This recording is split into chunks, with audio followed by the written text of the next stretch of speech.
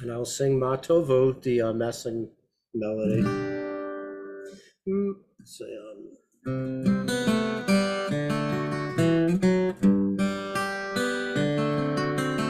Mah ToVu, Mah ToVu, Ohalecha Yaakov, Mishkenetecha Yisrael, Mah ToVu, Mah ToVu, Ohalecha Yaakov, Mishkenetecha Yisrael. Va'ani b'rov chastecha, avo beitecha, eshtacha verel chal kadshecha, be'yiratecha. Mah ToVu, Mah ToVu, Ohalecha Yaakov, Mishkenetecha Yisrael. V'Adonai ahavti be'on beitecha, u'mikol mishkan kevodecha, mishkan kevodecha, va'ani eshtachaveh li'afrah, evecha lifnei Adonai osi. Mah ToVu, Mah ToVu, Ohalecha Yaakov, Mishkenetecha Yisrael. Va'ani tefilati lecha, Adonai et ratzon, Elohim b'rav chastecha, Elohim b'rav chastecha, Haneni be'emet yishecha.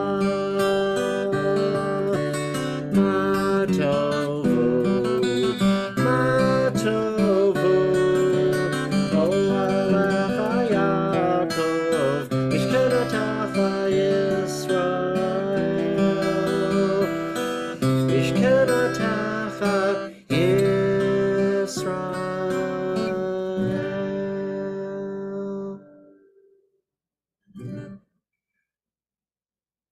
Geez, what do you got in that library? Oh, forget it. No, that looked like something else. I'm sorry.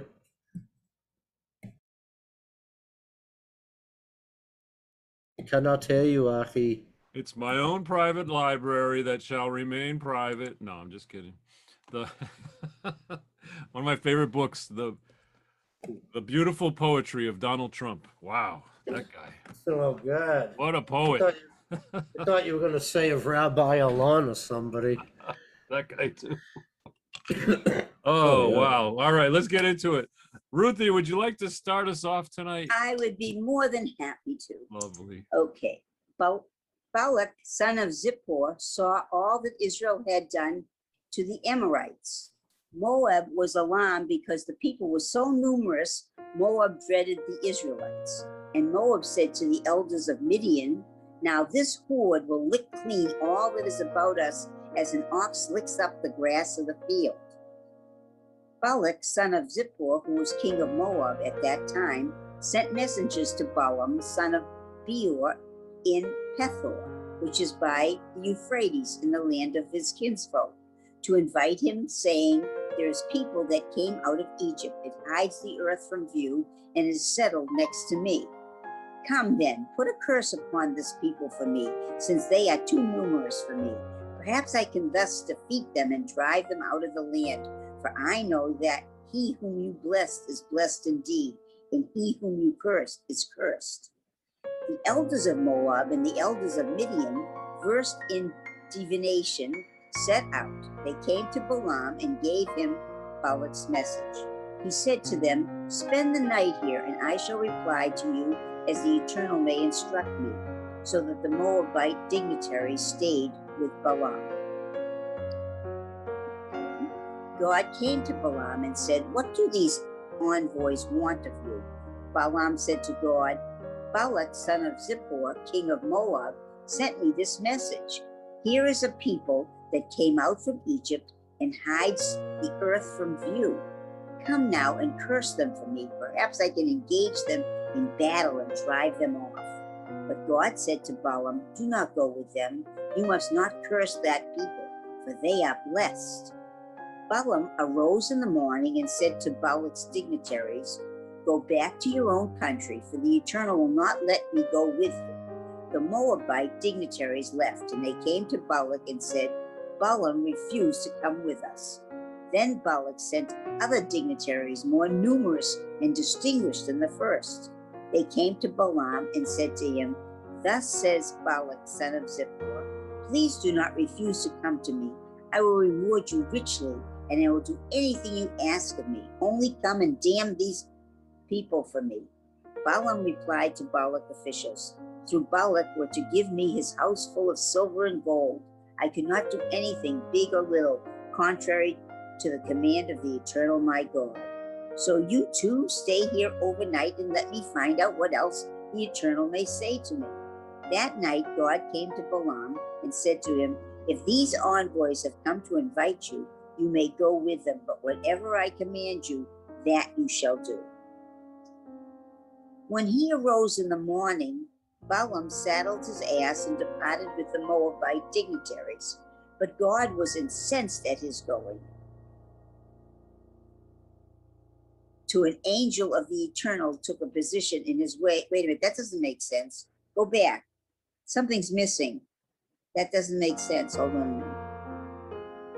When he arose in the morning, Balaam saddled his ass and departed with the Moabite dignitaries. But God was incensed at his going. Go up to the top now. So an angel of the Eternal took a position in his way as an adversary. I was a little confused for a minute. Okay. He was riding on his she-ass with his two servants alongside. When the ass caught sight of the angel of the Eternal standing in the way with his drawn sword in his hand, the ass swerved from the road and went into the fields, and Balaam beat the ass to turn her back onto the road. The angel of the Eternal then stationed himself in a lane between the vineyards with a fence on either side. The ass, seeing the angel of the Eternal, pressed herself against the wall and squeezed Balaam's foot against the wall, so he beat her again. Once more the angel of the Eternal moved forward and stationed himself on a spot so narrow that there was no room to swerve right or left. When the ass now saw the angel of the Eternal, she lay down under Balaam, and Balaam was furious and beat the ass with his stick. Then the Eternal opened the ass's mouth, and she said to Balaam, what have I done to you that you have beaten me these three times? Balaam said to the ass, you have made a mockery of me. If I had a sword with me, I'd kill you. The ass said to Balaam, look, I'm the ass that you have been riding all along until this day. Have I been in the habit of doing thus to you? And he answered, no. Then the Eternal uncovered Balaam's eyes, and he saw the angel of the Eternal standing in the way, his drawn sword in his hand. Thereupon he bowed right down to the ground. The angel of the Eternal said to him, why have you beaten your ass these three times? Is it I who came out as an adversary? For the errand is obnoxious to me. And when the ass saw me, she shied away because of me those three times. If she had not shied, I'm going to go up, not shied away from me, you are the one I should have killed while sparing her. Balaam said to the angel of the Eternal, I erred because I did not know that you were standing in my way. If you still disapprove, I will turn back. But the angel of the Eternal said to Balaam, go with those envoys, but you must say nothing except what I tell you. So Balaam went on with Balak's dignitaries. Can I ask a question that I always never understood about this passage? Is it about the Balaam, talking ass? No, not about the talking ass. Believe it or not, it's not about the talking ass. It's It's about the first time in the Torah that we see somebody beating ass, you know? No, you're Chicken. right. But what I'm finding really more interesting is that why didn't Balaam see the angel like the ass did? I never understood that. I think it's the idea of sometimes like something could be right in front of you, but if your eyes aren't open, you can't see it. Like, That's a you know how very, it said that very God good- opened. I mean, That's a it said very that God opened his eyes. I don't think it means like that literally opened his eyes. He just made him more aware of it. I see. That's a You know? very good answer. I like that. I really think like so. that, Gary. It's very good. And I Yeah. think that the reason that God got angry too, and this is always been a favorite thing of mine, when God finally says when God says, "Oh, you can go with them, but you can only," it's like when you said to somebody, like if you say, "Okay, well, yeah, you could do this, but if you do, I don't want anything to ever do with you again." Right. So it's like I'm really saying I don't want you to, because I don't want to not have anything to do. You know what I mean? Right. But again, it's a lesson that the God's teaching you. Like, okay, you could do this, but the consequences. Well, you have the choice. In other words, God's saying you could do it. Right. But that's not God's choice that he do it. Right. And this is all about Balaam. Right. God is what we're doing here is we're seeing who this Balaam is, and we're seeing that he is not a good person, that he is a vicious person, and it sets the stage for what's going to happen, because the angel said, I don't like you. You keep beating this poor animal, and you have no feelings for anyone. I should have killed you. Right. And that sort of straightened him out quick. Right. And has a lot to say about treating people, treating your animals, has a lot to say about who you are as a person. And he said, now keep your mouth shut and only do what I tell you to. If you're not, I'm going to stick this what has he said, sword where the sun never shines. Right. Dr. Ed, I swear, this is the God's honest truth. I've always thought that Balaam was never that great, but this year when I read it, more than ever, I realize what a terrible person he is, just like you said. Oh, because it's like when well, I know, but he seems even, to me, I'm just saying, he seems even worse this year. It's weird that you mentioned that. Because it's I've always been upset about him hurting the ass. I always felt bad every time I read But I mean, the second time, like, he gets offered more stuff, so he goes back to God. So what's God going to say to him? Oh, yeah, well, now that they were offering you all these riches and all this, well, yeah, now you should go with them and curse now you can go. Because they're going to enrich you, I want you to go do it now. Right. And that really makes you realize what a real lowlife that Balaam really is. Yeah. I realize that more than ever. I mean, it's interesting. Where am I now, Michael? I've lost myself completely. Number 36. Okay, thank you. And welcome, Monique. Welcome, Monique. And welcome, Monique. Oh, thank you. Thank you very much. Hi. Good to see you again, Monique. And Cynthia's coming too. Okay, very good. Come on down. Hi, Cynthia. Hey, I'm sorry I'm late, but that's okay. Better late than never. Okay, we're going to continue on. We're on 36, everybody, who's just come in. When Balak heard that Balaam was coming, he went out to meet him at Moab. I don't know what Moab, which is on the Arnon border at its farthest point. Balak said to Balaam, when I first sent to invite you, why didn't you come to me? Am I really unable to reward you? But Balaam said to Balak, and now that I have come to you, have I the power to speak freely? I can utter only the word that God puts into my mouth. Balaam went with Balak, and they came to Kiryat Huzoth. Balak sacrificed oxen and sheep and had them served to Balaam and the dignitaries with him. In the morning, Balak took Balaam up to Bamoth Baal. From there he could see a portion of the people. Balaam said to Balak, build me 7 altars here and have 7 bulls and 7 rams ready here for me. Balak did as Balaam directed, and Balak and Balaam offered up a bull and a ram on... Actually, I was just going to stop here because it explains Moab. Do you see that? It's apparently... Moab, apparently meant to indicate the northeast corner. I see. Yeah. Thank you. Yeah, okay. So he offers a bull and a ram on each altar. Then Balaam said to Balak, stay here beside your offerings while I am gone. Perhaps the Eternal will grant me a manifestation, and whatever is revealed to me, I will tell you. And he went off alone. God became manifest to Balaam, who stated, I have set up the 7 altars and offered up a bull and a ram on each altar. And the Eternal put a word in Balaam's mouth and said, return to Balak and speak thus. So he returned to him and found him standing beside his offerings and all the Moabite dignitaries with him.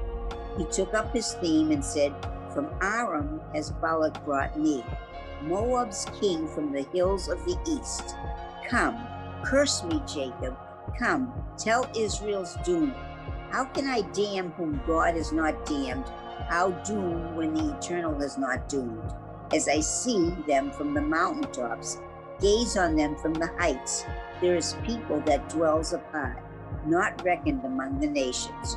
Who can count the dust of Jacob, number the dust cloud of Israel? May I die the death of the upright? May my fate be like theirs? Then Balak said to Balaam, what have you done to me? Here I brought you to damn my enemies, and instead you have blessed them. He replied, I can only repeat faithfully what the Eternal puts in my mouth. Then Balak said to him, come with me to another place from which you can see them. You will see only a portion of them. You will not see all of them, and damn them for me from there. With that, he took him to Sedizothim on the summit of Pisgah. He built 7 altars and offered a bull and ram on each altar. And Balaam said to Balak, stay here beside your offerings while I seek a manifestation yonder. The Eternal became manifest to Balaam and put a word in his mouth, saying, return to Balak and speak thus.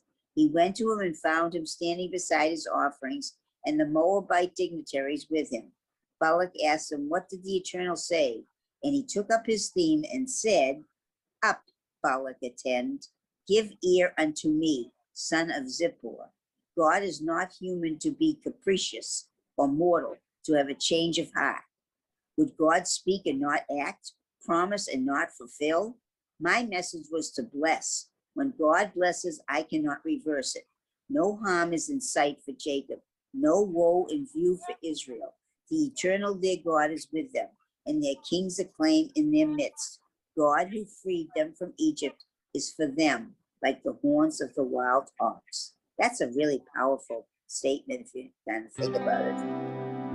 Yeah. It really is. I mean, you know, as a Jew, I have to tell you, that means a lot to me.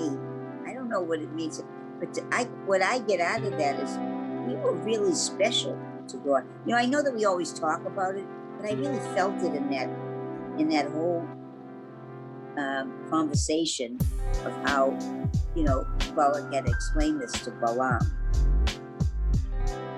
Yeah, it's really great. It was very powerful. I don't know. I got something out of it. Anyways, Right. thought it was pretty great. Do you want to continue, Ruthie? I don't mind as long Oh, there's as still somebody... more of this song. It's kind of notice how it's kind of in a. Oh, it keeps on going on. Yeah, Okay. yeah. Lo, there is no augury. What does augury mean? I know auger, but I don't know what Possibly. augury. I'm looking Oh, at here. yeah. Reference to the provision of augury, the King James. I don't understand that at all.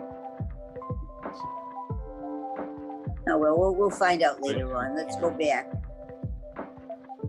Okay. Okay. We gotta go back. Lo, there is no augury in Jacob, no divining in Israel. Jacob is told at once, yea, Israel, what God has planned. Lo, a people that rises like a lioness, leaps up like a lion, rests not till it has feasted on prey and drunk the blood of the slain. Thereupon Balak said to Balaam, don't curse them and don't bless them. In reply, Balaam said to Balak, but I told you, whatever the Eternal says, that I must do. Then Balak said to Balaam, come now, I will take you to another place. Perhaps God will deem it right that you damn them for me there. Balak took Balaam to the peak of Peor, which overlooks the wasteland. Balaam said to Balak, build me here 7 altars and have 7 bulls and 7 rams ready for me here. Balak did as Balaam said. He offered a bull and a ram on each altar. I think what's also fascinating here is like we get a view from outside of the Israelite community, right? This is like the first narrative that we're seeing from another perspective on Right. on those that are going across the desert. It's kind of amazing. Right. It is really interesting. Do you want Now- to? Okay. Oh, sorry. I was thinking maybe someone should. Maybe, Oh, yeah. Somebody else can take yeah, over. Go thanks, ahead. thanks, Ruthie. Who would like to continue? No, I just wanted to Raka? say that Oh, yeah. Augurious is something that's going to happen. Oh. Oh, okay. Thanks for checking that An out. omen. An omen. Ah, Yeah. Yes. there's no omen in Jacob. Huh, that's interesting. Rocco, would you like to pick it up at 24:1? Yep. Now Balaam, seeing that it pleased the Eternal to bless Israel, did not, as on previous occasions, go in search of omens, but turned his face toward the wilderness. As Balaam looked up and saw Israel encamped, tribe by tribe, the Spirit of God came upon him. Taking up his theme, he said, "Word of Balaam, son of Beor, word of the man whose eye is true. Word of one who hears God's speech, who beholds visions from the Almighty, prostrate but with eyes unveiled. How fair are your tents, O Jacob, your dwellings, O Israel, like palm groves that stretch out, like gardens beside a river, like aloes planted by the Eternal, like cedars beside the water. Their boughs drip with moisture, their roots have abundant water. Their rulers shall rise above Agag. Their sovereignty shall be exalted. God who freed them from Egypt is for them like the horns of the wild ox. They shall devour enemy nations, crush their bones, and smash their arrows. They crouch, they lie down like a lion, like a lioness. Who dares rouse them? Blessed are they who bless you, accursed they who curse you. Enraged at Balaam, Balak struck his hands together. I called you, Balak said to Balaam, to, where am I? To damn my enemies, and instead you have blessed them with these 3 times. Back with you at once to your own place. I was going to reward you richly, but the Eternal has denied you the reward. Balaam replied to Balak, but I even told the messengers you sent to me, though Balak were to give me his house full of silver and gold, I could not of my own accord do anything good or bad contrary to the Eternal's command. What the Eternal says, that I must say. And now, as I go back to my people, let me inform you of what this people will do to your people in days to come. He took up his theme and said, Word of Balaam, son of Beor, word of the man whose eye is true, word of one who hears God's speech, who obtains knowledge from the Most High, and beholds visions from the Almighty. Prostrate, but with eyes unveiled. What I see for them is not yet. What I behold will not be soon. A star rises from Jacob. A scepter comes forth from Israel. It smashes the brow of Moab, the foundation of all children of Seth. Edom becomes a possession. Yeah, Seir, a possession of its enemies. But Israel is triumphant. A victor issues from Jacob to wipe out what is left of Ir. He saw Amalek, and taking up his theme, he said, a leading nation is Amalek, but its fate is to perish forever. He saw the Kenites, and taking up his theme, he said, though your abode be secure and your nest be set among cliffs, yet shall Cain be consumed when Ashur takes you captive. He took up his theme and said, alas, who can survive except God has willed it? Ships come from the quarter of Kittim. They subject Ashur, subject Eber. They too shall perish forever. Then Balaam set out on his journey back home, and Balak also went his way. While Israel was staying at Shittim, the menfolk profaned themselves by whoring with the Moabite women, who invited the menfolk to the sacrifices for their God. The menfolk partook of them and worshipped that God. Thus Israel attached itself to Baal Peor, and the Eternal was incensed with Israel. The Eternal One said to Moses, "Take all the ringleaders and have them publicly impaled before the Eternal, so that the Eternal's wrath may turn away from Israel." So Moses said to Israel's officials, "Each of you slay those of his men who attach themselves to Baal Peor." Hang on one second. I feel like all This of a is sudden, really wild. yeah, all of a sudden again, the text takes a radical turn. I wanted to stay with Balaam for a minute and enjoy those sweet words. I just wanted to go back because Gary just sang this. Yeah. Right. That's what I wanted to, I was just going to say. Verse 5. Yeah. Mah ToVu ohelecha Yaakov mishkanetecha Yisrael. So yeah, you can see it here in the Hebrew. Mah ToVu. Yep. Mah ToVu. The rest of it isn't like from, we just get those lines for the prayer. Yeah. And then this was also on. Yeah, go ahead. No, I was just, I'm saying if you read the Hebrew after that, it's not prayer.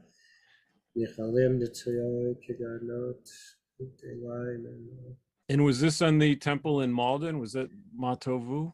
Or yeah, how lovely are your tents, O Jacob, your dwellings, O Israel. Right. It's on the outside of the building, like in big. On the outside of the building, yeah. Around the rotunda. Yeah, Cove. Oh, my Hebrews. No, but on the inside, it's a quote from Isaiah. Yeah. Oh, yeah. Inside. Inside. Yeah. Okay. Yeah. Right. And the I was going to say the virtual background that I was using before. This here is the inside of the rotunda right here. Right. Yeah. That's very pretty. Yeah. That was the inside. So on the outside of that. How did you get all these pictures, incidentally? Yeah, they're on the website. I mean. Oh, website, of course. I didn't think of that. All right. Yeah. Oh yeah, I always forget about the internet.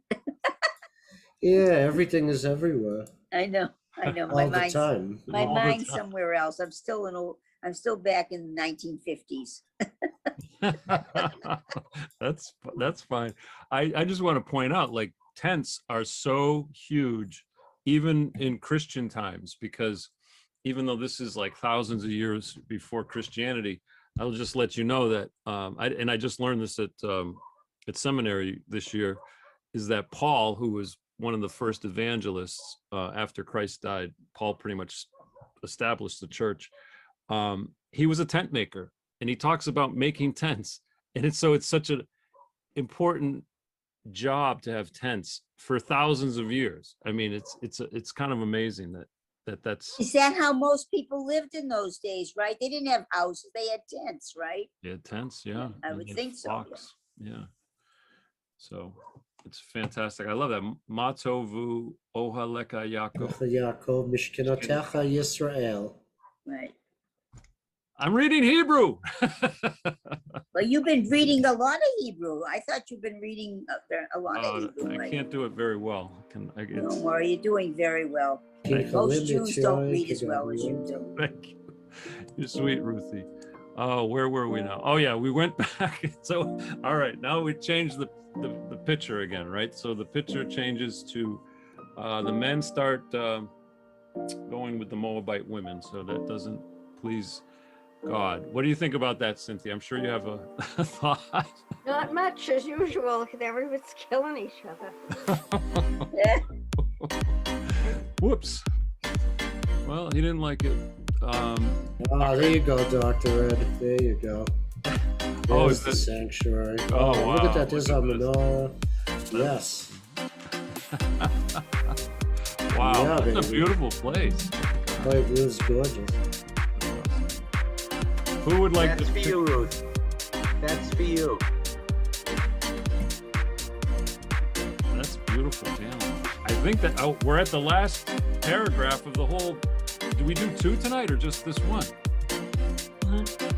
Just one? Just the one, yeah. Just one. And it leads right into, it leads into like, it ends with what leads into next week. next week. There's the other part of the sanctuary. Can I read the last paragraph? Sure, Monique. Yes, please. Just then one of the Israelite notables came and brought a Midianite woman over to his companions in the sight of Moses and of the whole Israelite community, who were weeping at the entrance of the tent of meeting. When Phinehas, son of Eleazar, son of Aaron the priest, saw this, he left the assembly and taking a spear in his hand, he followed the Israelite notable into the chamber and stabbed both of them, the Israelite notable and the woman through the belly. Then the plague against the Israelites was checked. Those who died of the plague numbered 24,000. Yikes. I'm telling you, they're killing off Jews left and right. That's it's a tough one. Bloody stuff. It's I a don't tough. understand why they kill them in the belly. Is there some significance to that? Why that woman was killed? Was stabbed in the That's belly. what all your vitals are, isn't it? Yeah, Most of your Way. it's horrible. It's the most. It's when someone is shot or stabbed in the belly, it's the most painful. If you remember the famous photograph of I'm drawing a blank, being shot in the stomach on live Harvey television. Oswald. Oh, you mean Harvey Oswald, right? I Yeah. remember that very vividly. I was a senior in high school then. Yeah. You were a senior in high school. Jack Ruby shot him. You remember the look on Oh, I remember. Oswald's face? Mhm. That is one of the most Painful. painful areas. You know, I spent 21 years in and out of working in an emergency room to put myself through college. I was in charge of the laboratory, 11 to 7 and 3 to 11. And I spent much of that time in the ER. And those types of wounds were horrendous. Because it affects so many organs. It depending upon what area of the belly, it could be affecting your liver. It can be affecting, a lot of parts of your lower digestion tract. I mean, there's so much liver, everything. If it goes up higher, it's in your gallbladder. I mean, it's really tough.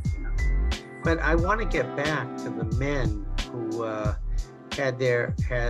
who were invited by the women to have sex. To have sex, to party, as they say. You know, what the heck is that doing here?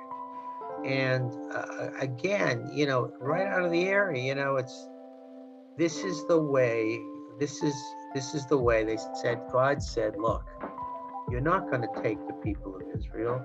They're going to win. Everybody knew about it. So what's the first thing that they do? Is they say, gee, I can't lose. This is it. The Moabite women know it too, and we're going to go have a sex party. But An orgy. Well, this is the way that nations of people acted in those days. Can't lose, let's go do it. And I think God is saying that,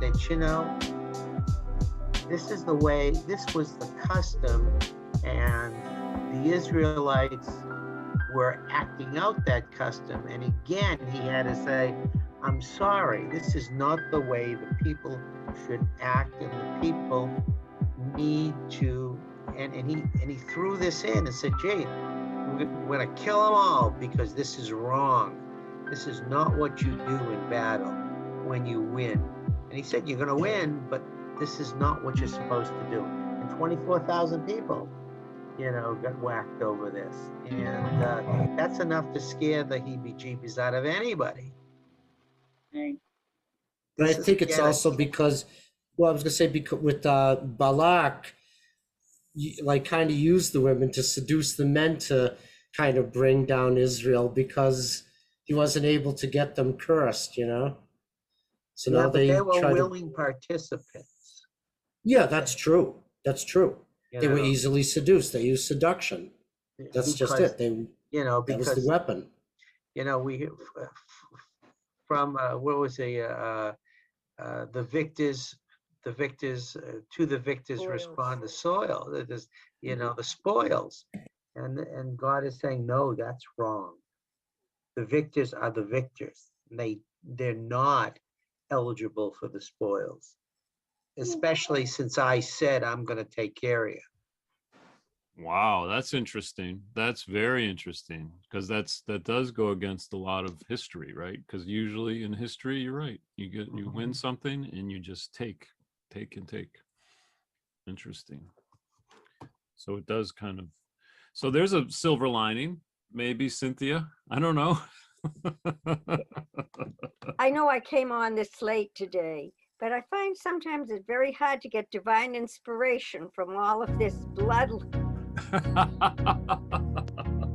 Dr. Michael's Dr. here. Mike! Yeah, baby. Okay, well, I finished the other one, and so I wanted to come back to my original friends. Oh, Boy, great. that was quick. That I was- didn't expect it to be that quick, Dr. Boy, Mike. I tell you, they were tough questions. They were Oh. tough questions. Now here, for example, you know, since we're talking about the Bible, Michael, Yes. since you are very knowledgeable, you know that you know whenever there's going to be a jury trial, Mhm. that we have 12 jurors. And he's here. Okay, so where did that come from? Oh, 12. Is it the 12 tribes? Oh, and well, I didn't I'm know just guessing. actually. That's And 12. Brian was on the call and she Googled it. It's from the 12 apostles. Oh, right. wow. Well, then that's partial credit, because that's how Jesus set up the apostles in the same way as the 12 tribes, somewhat, Oh, roughly. but you know, when she read it on the on Google, you know, when she consulted Rabbi Google, Rabbi Google said the 12 apostles. That's great. Wow, that's amazing. How did it? So, did this get recorded, Dr. Michael? Yes. You know, Emma. Mhm. Everybody knows Emma, right? Yeah. Sure. Emma was the host because the rabbi couldn't be there. So she recorded it, and it's going to be posted somewhere. So those of you who have nothing better to do, you can watch it later on. No, I love that. I Where love do I this. watch it? On YouTube? Where do I watch it? It might be. I don't know yet, but it's going to be somewhere. And as soon as we know, everybody from the temple is going to know. It would probably be on the live, or just on the stream spot. That's my Okay, guess too. Stream Yeah, Spot. a lot of stuff is Yeah. on Stream Spot through the temple. Yeah, it'll be on there, I'm sure. Okay. All right. I'll figure it out. Oh, great. Any words that you might have, Dr. Michael, regarding the Mah ToVu, the reading for this week, which was the Balaam couldn't curse the Israelites; he had to bless them instead. Yeah. Well, the part that got me is that we ended up with a talking donkey. And I have never been able to figure that one out. So did you guys discuss it at all? I think that's where they got the inspiration from Mr. Red. I am Mr. Red. Is Ed Weiner with us by any chance? Dr. Red, not You know Mr. what? Red. It's funny, when I read that, I actually liked that so much. Oh, there's some noise outside, sorry. When I read it, I was so thrilled that the donkey spoke to him.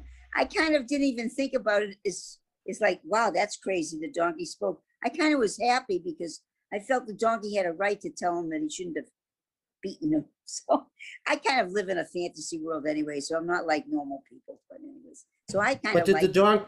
did the donkey talk, or is it just kind of like a metaphor for the fact that he sensed something and just kind of, you know what I mean? Did he sense a something but metaphor. Balak didn't? Absolutely. You know, he would have been really wild if the donkey just he spoke to the donkey as if you know, that they've had conversations before.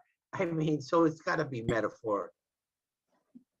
But I'd rather not look at it. I'd rather that the donkey really talks. That's how I want to look at it. Because I like looking at it like that.